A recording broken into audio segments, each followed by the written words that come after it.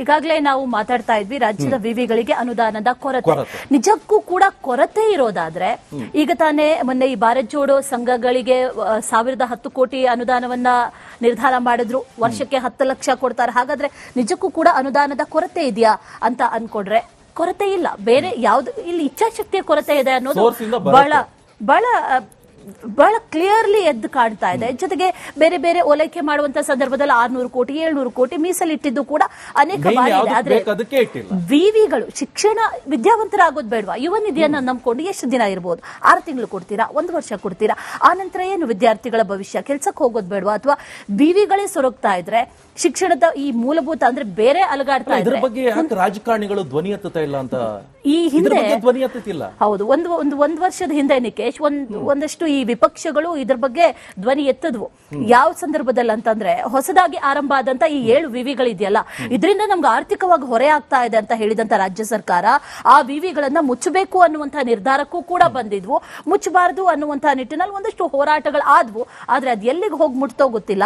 ರಾಜ್ಯದ ಉನ್ನತ ಶಿಕ್ಷಣ ರಂಗಕ್ಕೆ ಈಗ ಆರ್ಥಿಕ ಮುಗ್ಗಟ್ಟು ಜೊತೆಗೆ ಸಿಬ್ಬಂದಿಯ ಕೊರತೆ ಕೂಡ ಕಾಡ್ತಾ ಇದೆ. ಈ ವಿಶ್ವವಿದ್ಯಾಲಯಗಳು ಇವತ್ತು ಸರ್ಕಾರದಿಂದ ಸೂಕ್ತ ಅನುದಾನ ಸಿಗ್ತಾ ಇಲ್ಲ. ಹಾಗಾಗಿ ಎಲ್ಲಿ ತೊಂದರೆ ಆಗ್ತಾ ಇದೆ? ಬೋಧಕೇತರ ಸಿಬ್ಬಂದಿ ಇಲ್ಲದೆ ಸೊರಗ್ತಾ ಇದ್ದಾರೆ. ಹೆಮ್ಮೆಯ ಶಿಕ್ಷಣ ಸಂಸ್ಥೆಗಳ ದುಸ್ಥಿತಿ ಇದೆಯಲ್ಲ, ನಿಜಕ್ಕೂ ಕೂಡ ಆತಂಕಕಾರಿ. ರಾಜ್ಯದ ಉನ್ನತ ಶಿಕ್ಷಣದ ಹಣೆಬರಹ ಇದೆಯಲ್ಲ, ಅದೇನಾಗ್ತಾ ಇದೆ ಅನ್ನೋ ಪ್ರಶ್ನೆ ಉನ್ನತ ಶಿಕ್ಷಣ ಸಚಿವರು ಇನ್ನೂ ಕೂಡ ಇಲ್ಲ. ಯಾರನ್ನು ಕೇಳೋದು? ಸಿಎಂ ಹೋಗಿ ಕೇಳೋದಕ್ಕಾಗತ್ತಾ? ಈ ರೀತಿಯಾದಂತಹ ಬಿಕ್ಕಟ್ಟು ಹಾಗಾದ್ರೆ ಸೃಷ್ಟಿ ಆಗಿರೋದು ಯಾಕೆ? ರಿಪಬ್ಲಿಕ್ ಕನ್ನಡದ ರಿಯಾಲಿಟಿ ಚೆಕ್ ನಲ್ಲಿ ಇದೆಲ್ಲವೂ ಕೂಡ ಬಟಾ ಬಯಲಾಗಿದೆ. ಆ ರಿಯಾಲಿಟಿ ಚೆಕ್ ನ ರಿಯಾಲಿಟಿ ನಿಮ್ಮ ಮುಂದೆ. ಮುಖ್ಯವಾಗಿ ಉಪನ್ಯಾಸಕರ ಕೊರತೆ ಇದೆ ಸರ್. 12 ತಿಂಗಳಾಯ್ತು ಸರ್, ನಂದು ಪಗಾರ ಆಗಿಲ್ಲ. ಏನ್ ತಿಂದು ಜೀವನ ಮಾಡ್ಬೇಕು?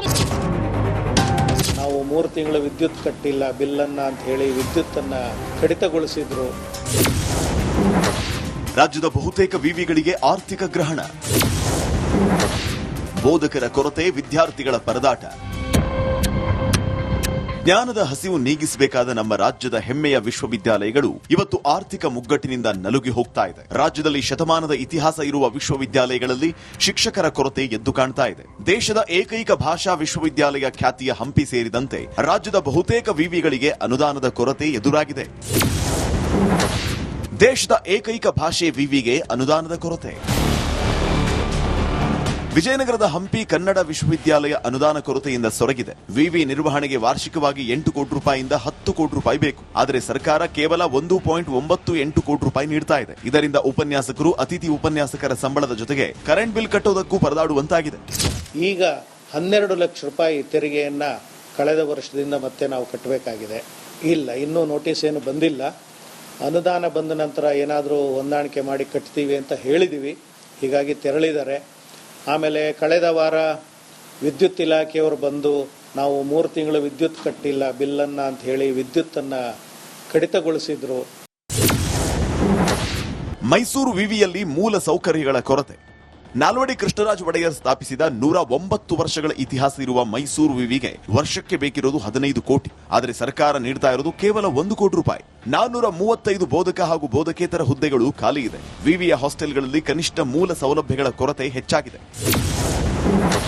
ಕರ್ನಾಟಕ ವಿಶ್ವವಿದ್ಯಾಲಯಕ್ಕೆ ಪ್ರಾಧ್ಯಾಪಕರ ಕೊರತೆ. ರಾಜ್ಯದ 2ನೇ ಅತ್ಯಂತ ಹಳೆಯ ವಿಶ್ವವಿದ್ಯಾಲಯ ಧಾರವಾಡದ ಕರ್ನಾಟಕ ಯೂನಿವರ್ಸಿಟಿ ಅನುದಾನದ ಕೊರತೆಯಿಂದ ಸೊರಗುತ್ತಿದೆ. 5-6 ವರ್ಷಗಳಿಂದ ಅನುದಾನವೇ ಬಂದಿಲ್ಲ. ಈ ವರ್ಷ 131 ಕೋಟಿ ಬೇಡಿಕೆಗೆ ಕೊಟ್ಟಿದ್ದು 61.5 ಕೋಟಿ ಮಾತ್ರ. ಬಾಕಿ 46 ಕೋಟಿಯನ್ನ ವಿವಿಎ ಭರಿಸಬೇಕಾಗಿದೆ. ಮಂಜೂರಾದ 680 ಪ್ರಾಧ್ಯಾಪಕ ಹುದ್ದೆಗಳಲ್ಲಿ ಕೇವಲ 188 ಜನ ಇದ್ದಾರೆ. ಅಂದ್ರೆ 70% ಹುದ್ದೆಗಳು ಖಾಲಿ ಇದೆ. ನಮ್ಗೀಗ ಡೆವಲಪ್ಮೆಂಟ್ ಗ್ರಾಂಟ್ ಅಂತ ಕೆಲವು ವರ್ಷಗಳಿಂದ ಏನು ಸರ್ಕಾರದಿಂದ ಬರ್ತಾ ಇಲ್ಲ. ಬಟ್ ಪೆನ್ಷನ್ ಗ್ರಾಂಟ್ ಅನ್ನು ಸ್ವಲ್ಪ ಕೊಡ್ತಾ ಇದ್ದಾರೆ. ಅದೇ ಮತ್ತೆ ಇದು ನಮ್ಮ ಲಾಸ್ಟ್ ಇಯರ್ ಕೂಡ ಅದು ಕೊರತೆ ಇತ್ತು. ನಾವು 126 ಕೋಟಿ ನಾವು ಪೆನ್ಷನ್ ಗ್ರಾಂಟ್ ಕೇಳಿದ್ವಿ. 80 ಕೋಟಿ ಅವ್ರು ಕೊಟ್ಟರು. 46 ಕೋಟಿ ನಾವು ಯೂನಿವರ್ಸಿಟಿಯಿಂದ ಹಾಕಬೇಕಾಯಿತು. ಮತ್ತು ಈ ವರ್ಷ 131 ಕೋಟಿ ನಾವು ಕೇಳಿದ್ವಿ. 67.5 ಕೋಟಿ ನಮಗೆ ಸರ್ಕಾರ ಪೆನ್ಷನಿಗೆ ಅಂತ ಸ್ಯಾಂಕ್ಷನ್ ಮಾಡಿದ್ದಾರೆ.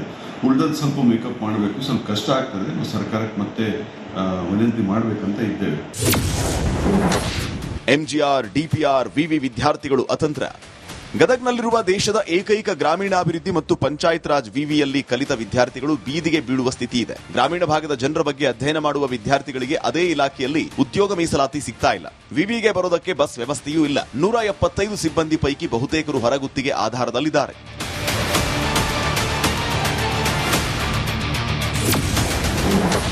ಗುಲ್ಬರ್ಗಾ ವಿವಿಯಲ್ಲಿ 85ರಷ್ಟು ಸಿಬ್ಬಂದಿ ಕೊರತೆ.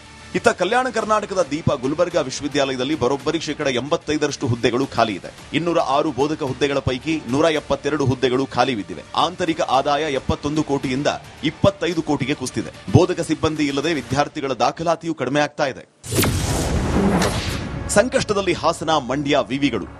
ಹೊಸದಾಗಿ ಆರಂಭ ಆದ ಹಾಸನ ವಿವಿಗೆ 3 ವರ್ಷ ಕಳೆದರೂ ಸರ್ಕಾರ ನೀಡಬೇಕಿದ್ದ ವಾರ್ಷಿಕ 2 ಕೋಟಿ ಅನುದಾನ ನೀಡಿಲ್ಲ. ಕನಿಷ್ಠ ಒಂದು ಸ್ವಾಗತ ಬೋರ್ಡ್ ಇಲ್ಲ. ಫೆನ್ಸಿಂಗ್ ಇಲ್ಲದೆ ಕಾಂಪೌಂಡ್ ಒಳಗೆ ಕಾಡು ಪ್ರಾಣಿಗಳ ಹಾವಳಿ ಇದೆ. ಇತ್ತ ಮಂಡ್ಯ ವಿವಿಗೆ ವರ್ಷಕ್ಕೆ 5.5 ಕೋಟಿ ಬೇಕು. ಆದರೆ ವಿವಿಯ ಒಟ್ಟು ಆದಾಯ ಕೇವಲ 1.5 ಕೋಟಿ ಮಾತ್ರ ಇದೆ. ಇದರ ನಡುವೆ ಸರ್ಕಾರ ಉಪನ್ಯಾಸಕರ ನೇಮಕ ಮತ್ತು ಸಂಬಳವನ್ನ ವಿವಿಯೇ ಭರಿಸಬೇಕು ಅಂತ ಆದೇಶಿಸಿದೆ. ರಾಣಿ ಚೆನ್ನಮ್ಮ ವಿವಿಯಲ್ಲಿ ಅರ್ಧದಷ್ಟು ಹುದ್ದೆಗಳು ಖಾಲಿ. ಬೆಳಗಾವಿಯ ರಾಣಿ ಚೆನ್ನಮ್ಮ ವಿಶ್ವವಿದ್ಯಾಲಯ 340ಕ್ಕೂ ಹೆಚ್ಚು ಕಾಲೇಜುಗಳಿದ್ದು 1.55 ಲಕ್ಷ ವಿದ್ಯಾರ್ಥಿಗಳು ಕಲಿತಾ ಇದ್ದಾರೆ. ಆದರೆ ಬೋಧಕ ಹಾಗೂ ಬೋಧಕೇತರ ಹುದ್ದೆಗಳ ನೇಮಕಾತಿಗೆ ಅನುದಾನವೇ ಇಲ್ಲ. ಹೆಚ್ಚಿನ ಅನುದಾನಕ್ಕಾಗಿ ಸರ್ಕಾರಕ್ಕೆ ಮನವಿ ಮಾಡಿದ್ದು ಇದುವರೆಗೂ ಯಾವುದೇ ಭರವಸೆಯೂ ಸಿಕ್ಕಿಲ್ಲ. ಅನುದಾನ ಕೊರತೆಯ ಕತ್ತಲಿನಲ್ಲಿ ಕುವೆಂಪು ವಿವಿ. ಮಲೆನಾಡು ಭಾಗದ ಲಕ್ಷಾಂತರ ವಿದ್ಯಾರ್ಥಿಗಳಿಗೆ ಜ್ಞಾನದ ಬೆಳಕು ನೀಡಿದ ಶಿವಮೊಗ್ಗದ ಕುವೆಂಪು ವಿಶ್ವವಿದ್ಯಾಲಯ ಅನುದಾನದ ಕೊರತೆಯಿಂದ ಪರದಾಡುವಂತಾಗಿದೆ. ಇತ್ತೀಚಿನ ಶೈಕ್ಷಣಿಕ ವರ್ಷಗಳಲ್ಲಿ ಸ್ನಾತಕೋತ್ತರ ವಿದ್ಯಾರ್ಥಿಗಳ ಪ್ರವೇಶಾತಿಯಲ್ಲಿ ಗಣನೀಯ ಇಳಿಕೆಯಾಗಿದೆ. ಆದಾಯ ಕುಸಿತವಾಗಿದೆ. ರಾಜ್ಯದ ಏಕೈಕ ಮಹಿಳಾ ವಿವಿಗೆ ಬೇಕು ಅನುದಾನದ ಆಸರೆ. ವಿಜಯಪುರದಲ್ಲಿರುವ ರಾಜ್ಯದ ಏಕೈಕ ಮಹಿಳಾ ವಿಶ್ವವಿದ್ಯಾಲಯದಲ್ಲಿ ಸಮಸ್ಯೆಗಳ ಮಹಾಪೂರ್ವೇ ಇದೆ. ಅಂಬೇಡ್ಕರ್ ಭವನ, ಮಹಿಳಾ ಮ್ಯೂಸಿಯಂ ಅನುದಾನ ಇಲ್ಲದೆ ನೆನೆಗುದಿಗೆ ಬಿದ್ದಿದೆ. 4,000 ವಿದ್ಯಾರ್ಥಿನಿಯರಿದ್ದರೂ ಹಾಸ್ಟೆಲ್ ಕೊರತೆ, ಸಿಬ್ಬಂದಿ ಇಲ್ಲದೆ ಇಡೀ ವಿವಿ ಸೊರಗ್ತಾ ಇದೆ. ವಿಶ್ರಾಂತಿ ವೇತನಕ್ಕೆ ಸಂಬಂಧಪಟ್ಟಂತೆ ನಾವು ಕೇವಲ 5 ಲಕ್ಷ ಅನುದಾನವನ್ನು ಮಾತ್ರ ನೀಡಲಾಗಿದೆ. ಸುಮಾರು ನಮ್ಮ ಬೇಡಿಕೆ 1.8 ಕ್ರೋರ್ದಷ್ಟು ಒಂದು ವರ್ಷಕ್ಕೆ ಇದೆ. ಆ ಹಿನ್ನೆಲೆಯಲ್ಲಿ ಸರ್ಕಾರ ಮುಂದಿನ ದಿನಗಳಲ್ಲಿ ನಮಗೆ ಇನ್ನಷ್ಟು ಅನುದಾನವನ್ನು ನೀಡುವಂತಹ ನಿರೀಕ್ಷೆ ನಮಗೆ ಇದೆ. ಸ್ವರ್ಗುತ್ತಿದೆ ರಾಜ್ಯದ ಜಾನಪದ ವಿಶ್ವವಿದ್ಯಾಲಯ. ಹಾವೇರಿಯ ಗೊಡ್ಗೋಡಿಯ ಜಾನಪದ ವಿಶ್ವವಿದ್ಯಾಲಯದಲ್ಲಿ ಅನುದಾನ ಇಲ್ಲದೆ ಕೊರಗುತ್ತಿದೆ. ಸಂಬಳ ಇಲ್ಲದೆ ಬೋಧಕ ಹಾಗೂ ಬೋಧಕೇತರ ಸಿಬ್ಬಂದಿ ಪ್ರತಿಭಟನೆಗೆ ಇಳಿದಿದ್ದಾರೆ. ಯುವ ಜನತೆ ಕೂಡ ಕಲೆ, ಜನಪದ ಅಧ್ಯಯನದಲ್ಲಿ ನಿರಾಸಕ್ತಿ ತೋರಿಸಿದಂತಿದೆ. ಸ್ನಾತಕೋತ್ತರ ಪದವಿ ಪಡೆಯುವುದಕ್ಕೆ ವಿದ್ಯಾರ್ಥಿಗಳೇ ಬರ್ತಾ ಇಲ್ಲ. ಕೆಲಸ ಮಾಡೋ ಸಿಬ್ಬಂದಿ ಕಣ್ಣಲ್ಲಿ ನೀರು ಹಾಕ್ತಾ ಇದ್ದಾರೆ ಪ್ರಮುಖವಾಗಿ. ಯಾಕಂದ್ರೆ ಸುಮಾರು ವರ್ಷಗಳಿಂದ ಕೆಲಸ ಮಾಡ್ಕೊಂಡು ಬಂದವರಿಗೆ ಸಂಬಳ ಇಲ್ಲ. ಹೀಗಾಗಿ ನೋಡಿ, ಎಲ್ಲೇ ಎಂಥ ಕೆಲಸ ಮಾಡಿದ್ರು, ಅದು ಎಂಥ ದೊಡ್ಡ ಹುದ್ದೆ ಇದ್ರು ಕೂಡ ಅವರು ಕಣ್ಣಲ್ಲಿ ನೀರು ಬರುವಂಥ ಪರಿಸ್ಥಿತಿ ಮಾಡ್ಕೆ ಈ ವಿಶ್ವವಿದ್ಯಾಲಯ ಇಷ್ಟು ಕೀಳುಮಟ್ಟಕ್ಕೆ ಇಳಿಬಾರ್ದು ಅನ್ನೋ ಒಂದು ವಿಚಾರ. ಉಚಿತ ಯೋಜನೆಗಳಿಗೆ ಕೋಟ್ಯಾಂತರ ರೂಪಾಯಿ ಹಣ ಹರಿಸುತ್ತಿರುವ ಸರ್ಕಾರ ನಾಡಿನ ಭವಿಷ್ಯ ಮತ್ತು ಸಂಶೋಧನೆಯ ಬೆನ್ನೆಲುಬಾಗಿರುವ ವಿಶ್ವವಿದ್ಯಾಲಯಗಳನ್ನು ಮಾತ್ರ ಸಂಪೂರ್ಣವಾಗಿ ಮರೆತು ಬಿಟ್ಟಿದೆ.